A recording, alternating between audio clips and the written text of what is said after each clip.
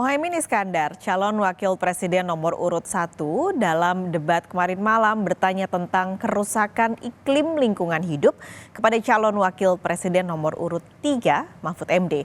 Muhaimin bahkan menyebut tentang bencana ekologis dan mengajak semua warga untuk bertobat. Bahwa kita saksikan hari ini, 9 tahun terakhir ini ya, kerusakan iklim, lingkungan hidup yang mengkhawatirkan, kemudian bencana ekologis, banjir, longsor, dan berbagai keadaan sulit lainnya terjadi. Ini bukan main-main, ini serius. Nah, kalau mau jujur, kiamat makin dekat ini. Kok dianggap biasa-biasa saja, gimana Pak Mahfud? Karena itu saya ingin menyampaikan data-data penting nih, catatan saya ini. Konflik agraria semakin banyak dan tidak diatasi. Petani kita semakin kurang memiliki hak atas akses lahan. Bahkan banyak yang masih 17 juta di bawah setengah hektar. Ini bukan soal nakut-nakuti, ini fakta yang harus kita atasi. Bagaimana menurut Pak Mahfud? Apakah ini kesalahan visi atau kesalahan kepemimpinan? Itu ada undang-undang yang menyatakan bahwa tanah-tanah milik masyarakat adat itu supaya diberikan ke masyarakat adat.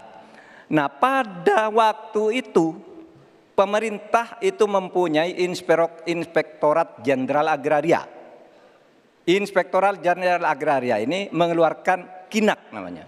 Keputusan Inspektur Agraria yang menyatakan bahwa tanah adat milik si B diberikan kepada masyarakat adat, kepada pemilik masing-masing.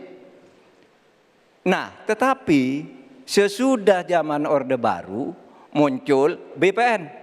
Sehingga dikatakan bahwa yang disebut sebagai produk KINAK itu bukan bernilai sertifikat. Sehingga menjadi mentah lagi Pak persoalannya.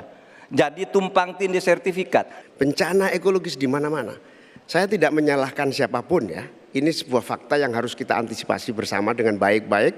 Bahwa kita sedang mengalami ancaman bahaya lingkungan dan krisis iklim yang sangat mengerikan. Panas global yang masuk kepada bagian dari mengakibatkan petani kita gagal panen, gagal tanam dan seterusnya menjadi masalah. Saya hanya mengajak Pak Prabowo, Pak Gibran, Pak Mahfud, Pak Ganjar, saya, Mas Anies dan siapapun untuk kita sama-sama tobat ekologis, memperbaiki ke depan menjadi lebih baik lagi. Setuju karena yang diusulkan Pak Muhaimin tentang lembaga reforma agraria itu memang menjadi salah satu bagian dari misi kami pada tahun ini.